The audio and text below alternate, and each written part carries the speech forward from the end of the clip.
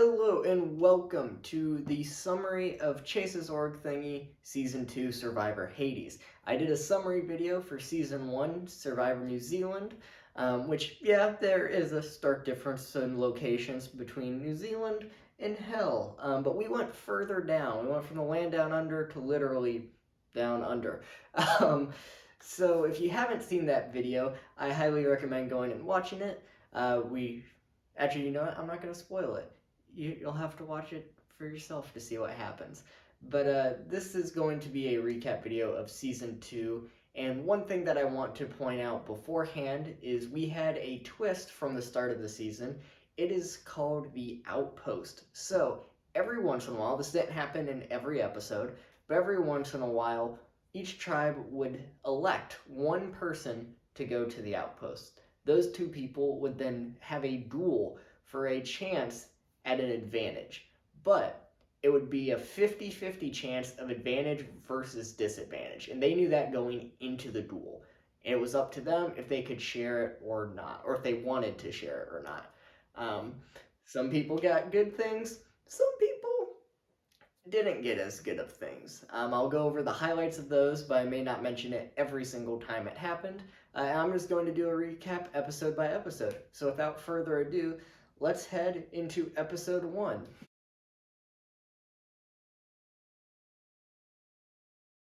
Alright, so where better to start off than at the marooning itself, where we take our 20 contestants and put them into their tribes and unveil the entire cast to the world. Now, I do have some notes here that I'm going to be referring to every once in a while, and first off, let's go over what the two tribes are. So, on the Brimstone tribe, we have Jace, half Dan, he's half man, half Dan. Smoothie, Jack, Frog, Brandon, Kryptos, Jirake, Alidal, and Keegan. Now, on the Obsidian tribe, we have Myth, Deku, Peach, Claw, Gui. It's spelled G-U-I. I think it's pronounced Gui, but I am dyslexic, so I am very sorry if I am butchering this name. Brian, Joshi, Weiss, Mikasa, and Bennett. Now, all 20 of these people join the server, and in the server, we have 3 idols hidden. Now, in Season 1, we had done all tribe-specific idols. Every campsite had 1 hidden. This season, we decided to go, what if we made them all server hidden? So there are 3 idols, not bound to any tribe. First person finds it, they get it. Doesn't matter what tribe they're on. It doesn't matter if all 3 go to one tribe or another, or if it's a 2-in-1, or however it plays out. Now, 2 of them were very well hidden. One of them was a little bit too well hidden, and no one actually found it. But the first one was very easy to find. Now, for those that don't know, you do a prefix, and then you do a guess or a word for the command. If you get the right command, Dinobot tells you, hey, you found an idol. So for the first one, we did -chase. And everyone always jokingly goes, oh, is it Chase? And it never is. But we decided, what if it was?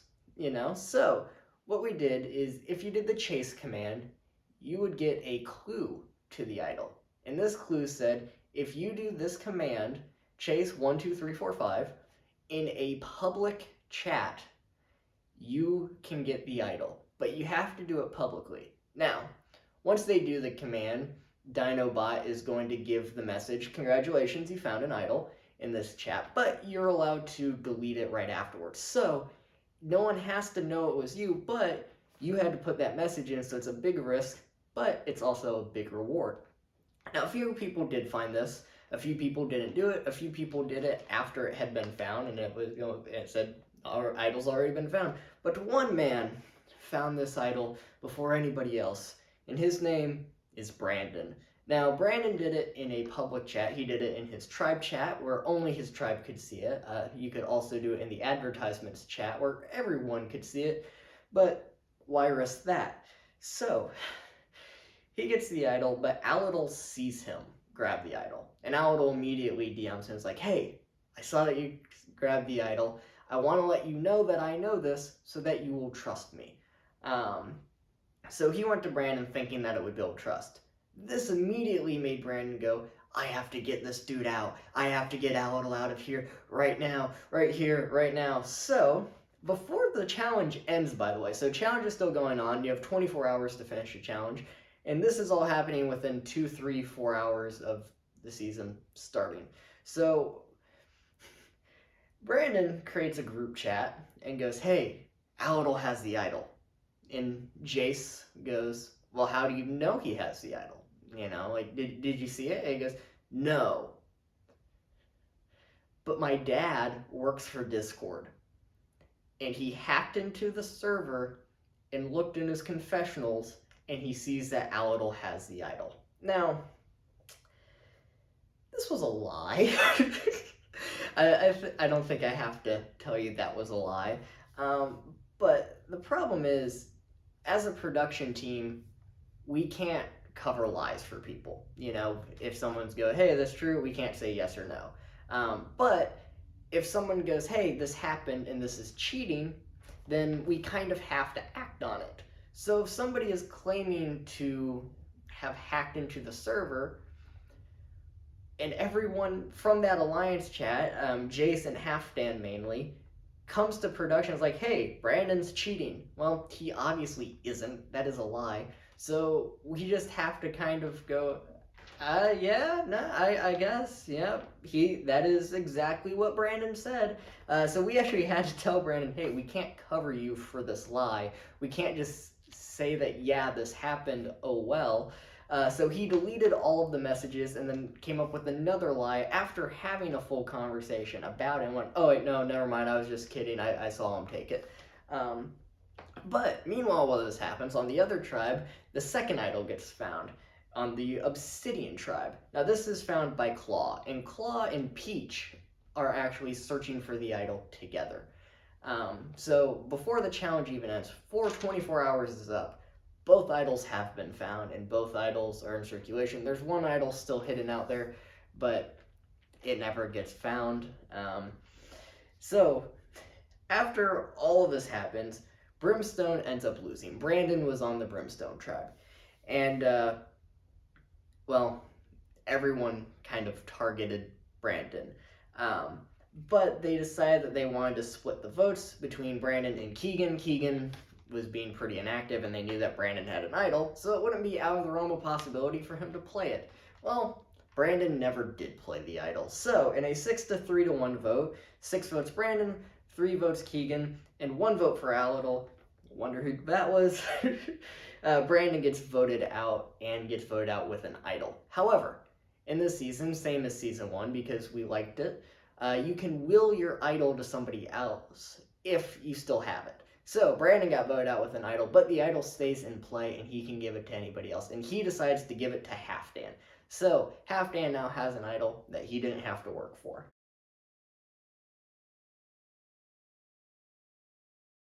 Alright, so after a very, very chaotic first episode, we chill out a little bit, we mellow down, but we do have our first outpost happen.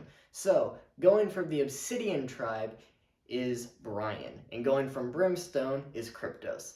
Now, both of them volunteered to go and wanted to go, and their tribes went, alright, yeah, that works. But no one knew what the outpost was except for the 2 people that had been sent. Now, they're competing for 50-50, advantage or disadvantage. And the way that we did this is we added all of the different sins. Because this was a hell-based season, even though it wasn't religious-based, we had all the different sins listed, and every sin had an advantage or disadvantage to it. So, Brian won the duel, and the item that he got was a 50-50 extra vote. So, the way that we would do this is we would flip a coin, but we don't have a coin, but we do have bots that will pick one item or another. So, the first item to pick is the extra vote. 50-50 chance, you get 2 votes at tribal council, or no vote. So, if you play this coin, you can get 2 votes, but if you don't get the extra vote, you lose your vote at that tribal council. So you could get 2, or you could lose your own vote. But Brian didn't have to worry about this at this tribal, because Obsidian won and sent Brimstone back. And also, the people that competed at the outpost did not compete in the tribe challenge. So, Brimstone goes, and Kryptos comes back, and Kryptos had been fairly inactive for this game. He wasn't contributing around camp, no one really had any social ties with him, so they don't know what the outpost is. He's not telling them what it is, so they assume, okay, he might have an advantage. There's a decent shot that he has something. So they decide to split the votes on him and Keegan, who was still fairly inactive. So another 6-3 vote. This time 6 votes for Kryptos, 3 for Keegan, and Kryptos goes home second.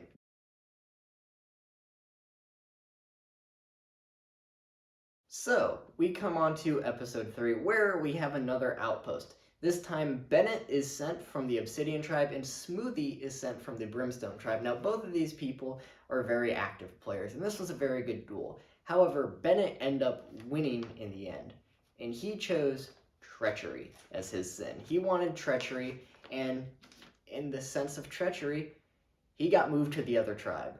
So he is now removed from Obsidian and thrown into the Brimstone tribe, which doesn't help that Brimstone lost that challenge. So Bennett obviously had a lot of ground to make up, and he's running around scrambling, trying to make alliances, and he actually ends up getting into the majority. He talks and connects with Jace and Halfdan, who at that time are running the majority of the Brimstone tribe. They pull him in because he's being active. He's done well in other challenges, and they want a connection to the other side. Keegan had been very inactive this whole game, so they decided to vote for Keegan over Bennett in an 8-1 vote, and Keegan was sent home next.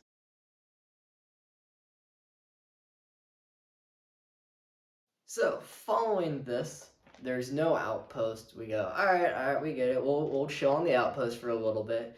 And Brimstone loses again.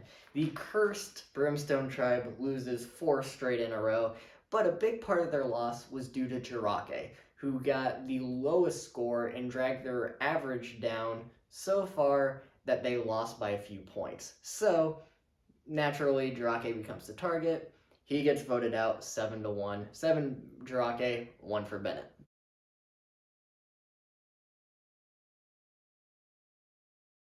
Well, it is finally time for a tribe swap, I think. I think it is time for the Brimstone tribe to be broken up and for Obsidian to finally have to actually fight it out a little bit. So we come up with our first tribe swap. And for this tribe swap, we end up actually having captains. So each tribe voted for who they most want to see as captain. Brimstone tribe picked Jace to be there, and the Obsidian tribe picked Peach. Now, Peach and Jace are actually friends outside of this game, so they knew each other before the season even started. And when they were picking, so the way that we had them pick is Jace was on Brimstone, he would pick someone from Obsidian, then Brimstone, then Obsidian, and it would alternate. And same for Peach. Peach would pick from Brimstone, then Obsidian, and so on. But they both picked in a chat that everyone could see. And they started to speak in another language to each other. They started speaking Elvish. And there was some amazing banter going on, including the episode title of Everybody Can Be Ugly, but You're Abusing the Privilege.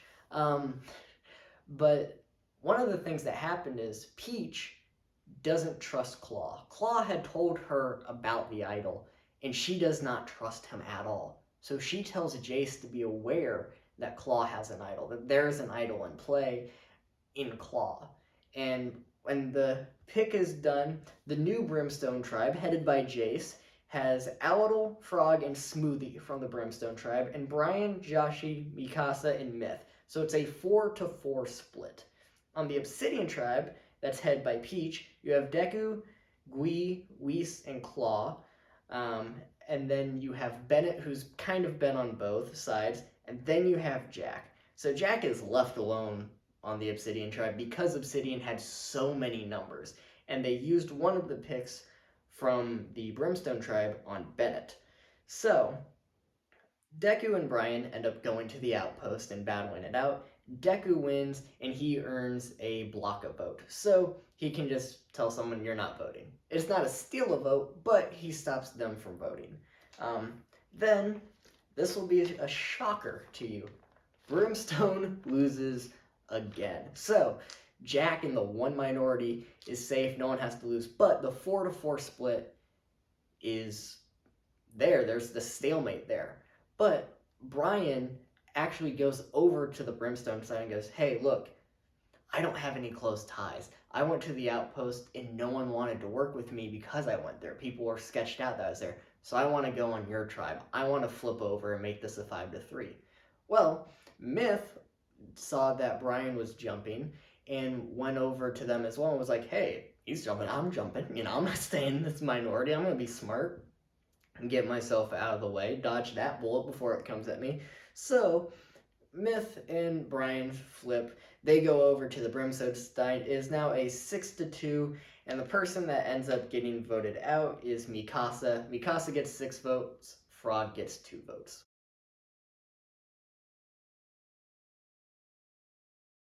So in this next challenge, we actually don't have an outpost during the challenge, but the winning tribe gets to send someone to the outpost for free. So this person will have a puzzle that they will have to try and solve. Now this is a 300-piece jigsaw puzzle, and it is online version. I think it's Jigsaw Planet is what we use. And they have 24 hours to complete this. Well, Gui got sent to the outpost, but he did not want to go to the outpost. He didn't want the target. He saw that Bennett flipped tribes. He doesn't know what the hell's going on. He does not want to be sent to the outpost. So he does not do anything there. He doesn't earn anything. He doesn't get an advantage, but he also doesn't get a disadvantage. He just kind of stays the hell away from it. But Brimstone loses again. So we now have the 6-person new Brimstone tribe, since it was 4 and then Brian and Myth flipped. That just leaves Joshi all alone. Poor Joshi. He was being very active. He had social ties. He is pretty well connected, but they flipped on him. So the vote ended up being a 5-1 vote. Joshi ended up going home.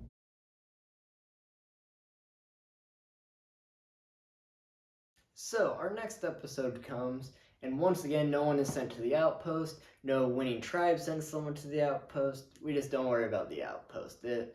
It served its purpose for this pre-merge. It's done a good job, and for the first time ever, Brimstone wins the challenge. Oh my god, rejoice! Brimstone is safe. But now, that leaves Jack in a very bad position. It also leaves Halfdan in a bad position too, because I screwed up before when I said Halfdan was a part of Obsidian. So Jack and Halfdan are fighting against all the other Obsidian members, but Peach becomes very close with Halfdan. They had known each other outside the game as well, and so she wants to protect him and Jack. So they go together, and Peach wants to blindside Claw. She wants to get that idol out of here. And then she learns from Halfdan that the idols get willed to someone else. So in this blindside, she also votes with Claw as well. So this vote ends up being a 5-2-1. 5 votes for Claw, 2 for Halfdan, and then 1 for Whis. And when Claw gets voted out, he wills his idol to Peach. So now Peach and Halfdan have the 2 idols remain in the game, and now we have merged.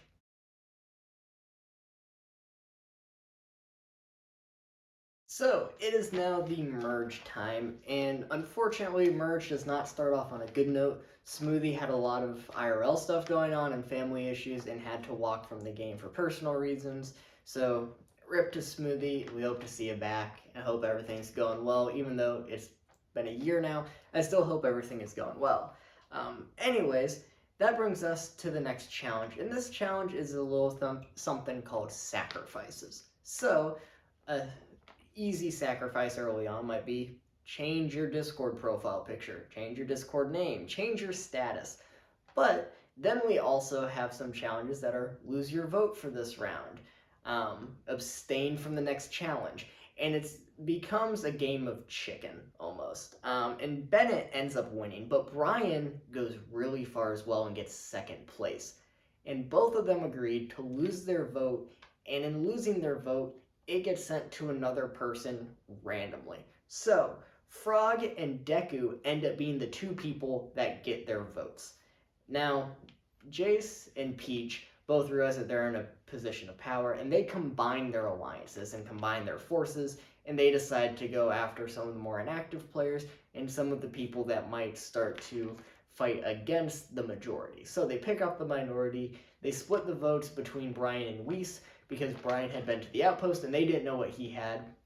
Brian did not know this. He did not play his 50-50 advantage, and Brian gets voted out 7-5 over Weiss, but Brian got to will his 50-50 advantage back into the game, and he gave it to the other person that they voted for. He gave it to Weiss. So this brings us to part 2 of the first merge episode. A few of these episodes have 2 parts because we screwed up episodes because we had never worked with them before. So bear with us for a couple of these part 2s. But in this episode, we decide to do a demerge. It is now the final 10, and we decide to go into 2 tribes of 5 for this one round. So, on the new Obsidian tribe, we have Jack, Jace, Deku, Halfdan, and Myth. Now, all 5 of these people are solidly in the majority. So, if they lose this challenge, they're going to have to cannibalize, and a pecking order might start to show itself really soon. And the Brimstone tribe is a little bit more chaotic, and it's also the Cursed Brimstone tribe, so you never know what you're going to get. But you have Peach, Aladol, Frog, Bennett, and Weiss. Now, Peach and Aladol have been solidly in the majority with Jace and his alliance. Aladol had become one of Jace's goats as he had become fairly inactive, and Peach and Jace obviously have that relationship and are working together at the heads of their alliances. But you also have Frog, who is an OG Brimstone member with Jace's crew, but Frog is on the bottom of that alliance, and you also have Bennett and Weiss, who are kind of on the bottom of the minority because they're kind of solidly in the minority. So this brings us to the challenge. This is one of my favorite challenges. It is called Greed. So for Greed Challenge, you will have 24 hours to try and take Greed.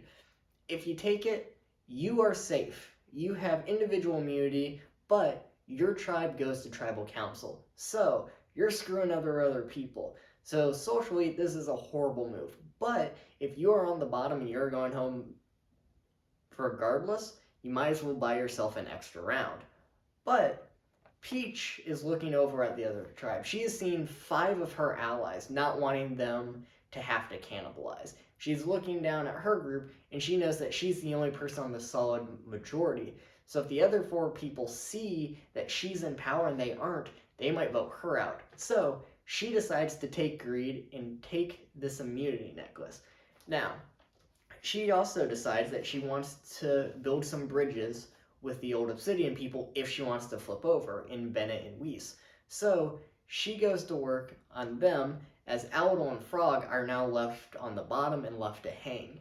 So Peach then decides that she's going to stick with her OG Obsidian people, and they vote out Frog in a 3-2 vote.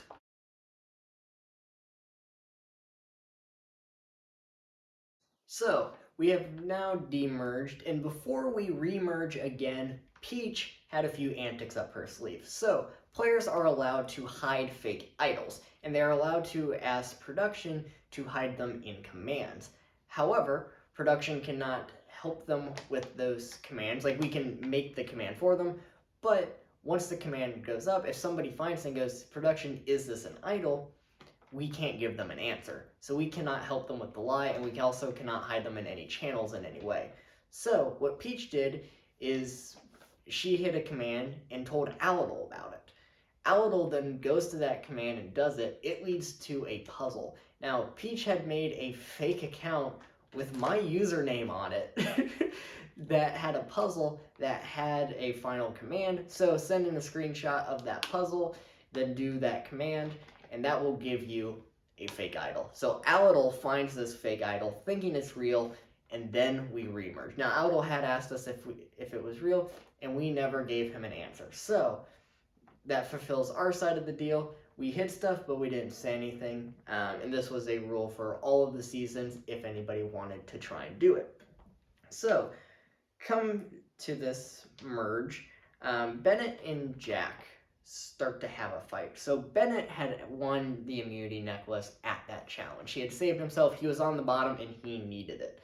So he starts a fight with Jack in tribal council and says that Jack and Jace have a final 3 pact. Now, They had not had a final three, Jack and Jace, that is not Jack, Jace, and Bennett, but they were very close allies, and they were both at the very top of that alliance. Bennett saw this and wanted to cause some chaos. He wanted to have people realize that were on the bottom of the alliance, hey, you're on the bottom of this alliance. So him and Weiss teamed up to try and convert some people. Unfortunately, they only ended up converting one person, and that was Myth, who had wanted to take down this alliance from the start, but never had the numbers for it, and this was his best opportunity. So Weiss uses his 50-50 coin for extra vote and ends up getting it. However, because there are only 3 of them versus 7, that extra vote makes the minority 4 instead of 3, so it's a 7-4 vote. 7 votes for Weiss, 4 votes for Jack, and Weiss ends up going home. Or sorry, Jace, not Jack.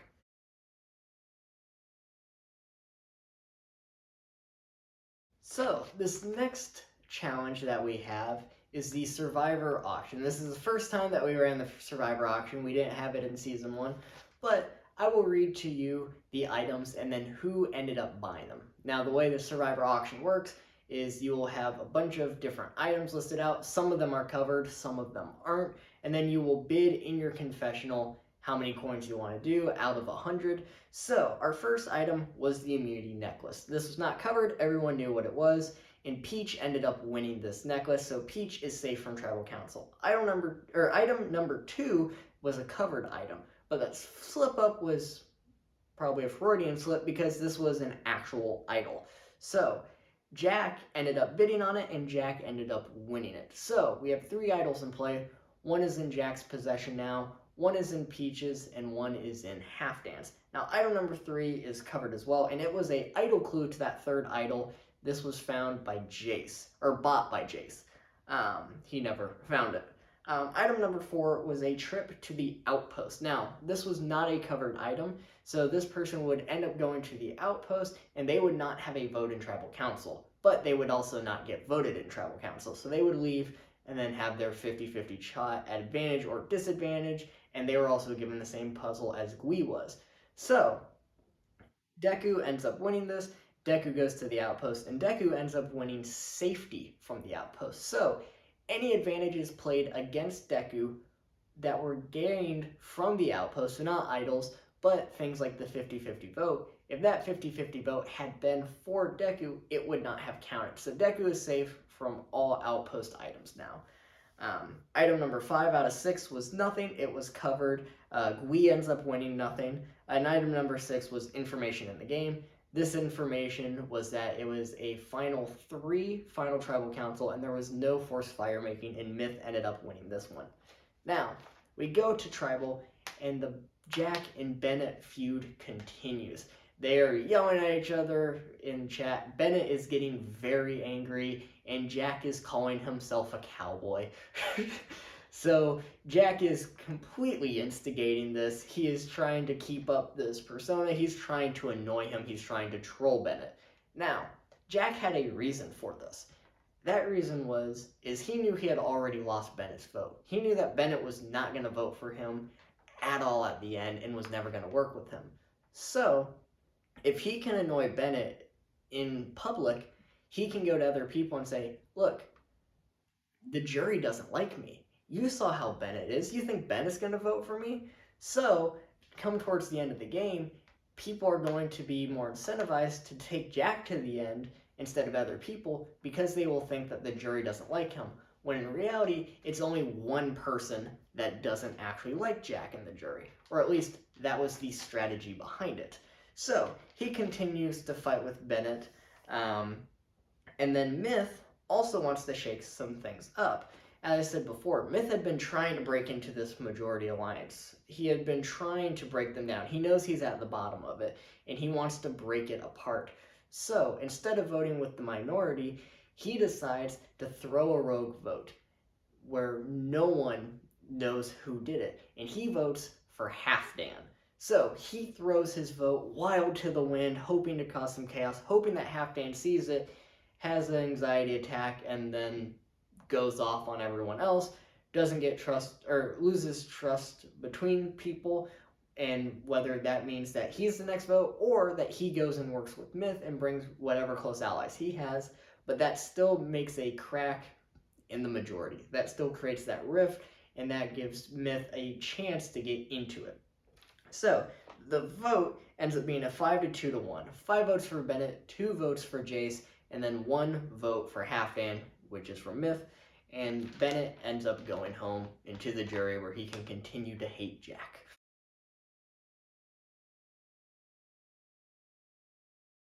So, Myth had caused chaos, and now he wanted to make sure that he wasn't going home. So he went tryhard in this challenge and ended up winning it. So, Myth is immune at this next challenge, but no one suspects him anyway. Halfdan had gone a little bit crazy over who had voted for him in the last vote, but everyone decided that Gui was the one that voted for Halfdan and not Myth. So, they all turn on Gui. He was at the bottom of the alliance anyways, and they needed someone that they could vote out before they really started to cannibalize each other, because after a Gui vote, it's only the majority left. So they split the vote between Gui and Aladol, 4 to 3. Gui ends up going home, or it was 4 to 3 to 1, sorry, because Myth had also went, I want to cause more chaos. Why not? So Myth ended up voting for Deku in that round as well. Same strategy as last time, try to change things up, make Deku get paranoid and start to blame his alliance of turning on him, and then hopefully cause a crack in there. But we will see what happens in the next episode. So I lied, it's actually part 2 of the same episode. But Deku ends up winning this immunity, which brings us to a very interesting predicament, because Myth was wanting to go for Deku for this round, but because they had won immunity, they were now safe. So we now have 2 powerful trios in Deku, trying to decide what to do. So the first powerful trio is of Jace, Jack, and Aladol, and they were voting for Halfdan. Now, on Halfdan's side, he has Peach, and he also has Myth. So the 3 are butting heads, and Deku, it is their job to try and decide who they want to vote out. So they were very close to Peach. Peach was their number 1, and she really was working closely with Halfdan, and they wanted Halfdan out. So Deku sides with Jace, and they vote out Halfdan in a 4 to 3 vote. Halfdan goes home, and that leaves us with 6.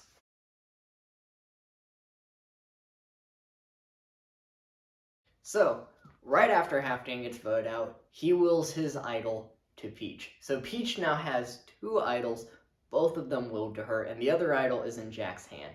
However, Peach had been dealing with a lot of IRL stuff going on, and she had to walk from the season for mental health reasons, so she now gets to will both of her idols that she got willed. So, one goes to Jace, her closest ally, and the other one goes to Deku, their other closest ally. So, we now have 5 people left and 3 idols in play. Now, Jack's plan is before the vote, or before the immunity, is to try and blindside Jace. He knows that they're going to be gunning for Aladol, and he wants to play his idol on Aladol and blindside Jace from it. Have Aladol be the only vote, so that way they don't know that Jack screwed them. So it ends up that Jack wins immunity. So we have Jack with immunity, and then we have Jace and Deku who have idols. So that leaves Myth and Aladol on the outs. 4 votes for Aladol, 1 vote for Jace, but Jack plays his immunity on Aladol. So now those 4 votes are null. Well, Jace comes in and plays his idol. Now there are no votes on the table. That leaves Deku and Myth. Deku plays their idol, and that just leaves Myth. Myth got voted out with 0 votes casted against him the entire game. And unfortunately, Myth ended up going home in that round, so close to final tribal council. Now, for this final immunity challenge, Jace ended up winning it. So Jack could not go for Jace again. He knew that Jace was going to have the best odds in Final Tribal, and he wanted to go against that and try to vote for him, but Jace ended up winning. But Jace also wanted to keep Jack because the jury wasn't a big fan of Jack. Also, Aldal was not really wanting to be there. He had really given up. People had tried to make a move with Aldal, and he was like, nah, I'm going home. I don't really care at this point. So they all voted for Aldal, including Aldal, who voted for himself. So it was a 4-0 vote, 4 votes for Aldal, and Aldal went home. That means that Jace and Jack did end up making it to the final 3 together, but their third person wasn't anyone Bennett expected, and Deku ended up going there with them. So this brings us to our final tribal council, where we have Jace and Jack, who finally made it to the end, just like Bennett predicted. But we also have Deku, who Bennett did not predict, as Deku slipped their way into the final tribal. Now, throughout their speeches, Jack and Jace talked a lot about the majority alliance that they held throughout the game. Jack mentioned his strategy of Bennett and the jury, and how he used Jace as a target, and how he wanted to get Jace out eventually, but with the idle play and winning final immunity, it wasn't possible. Now, Jace took that argument and made it into his argument of, look, I was the leader. I was the person that was always targeted for this. What I wanted happened, and it got done. I came up clutch and won when I needed to, and Jack was doing what I said, and he wanted to cut me, but he never could. Meanwhile, we have Deku, who's talking about their game and how they went to the outpost, how they started on a tribe that was completely separate from Jace and Jack, their journey there, how they managed to get into that majority alliance, how they were able to influence that majority alliance and also other alliances around them, and how they used their social game and their loyalty to bring them to the end. Now, final tribal happens and all 3 finalists get a vote. So in third place with 1 vote is Jack. In second place with 2 votes is Deku, meaning the winner of Season 2 Survivor Hades is Jace with 4 votes. Congratulations on the win, Jace. So, looking at the awards, we will start off with our most robbed award. This has to go to Myth. Myth got idled out of the game with 0 votes against him. Host favorite was Cowboy Jack. He was hilarious in those feuds with Bennett. His confessionals were some of the best of the season. He had good commentary on everything that was going on, and all around, we just loved having Jack. He was hilarious. Best confessionals goes to Jack as well for the same reasons. Now, most chaotic, we had to go to the guy who hacked into our Discord server because his dad owns Discord. It's Brandon. The first boot, he went out with an idol in his pocket, but you know what? He went out in infamy. He was a legend of this series. Biggest rivals, Jack and Bennett, obviously. Fan favorite, this was our first time ever having a fan favorite. Our spectators voted, and we had enough to vote for this season. And Myth ended up winning our first ever fan favorite. Hero of the season goes to Deku for their unwavering loyalty. Villain of the season goes to Bennett for starting a lot of the feuds. While Jack was trolling, Bennett got pretty angry, so Bennett gets villain of the season. And finally, our player of the season, the one person who could have dethroned Jace, in my opinion, but walked due to mental health, we have to go with Peach. So congratulations to everyone who played this game and that got awards. Congratulations, Jace, for winning this season. And I hope that you guys stay tuned to watch the Season 3 summary recap.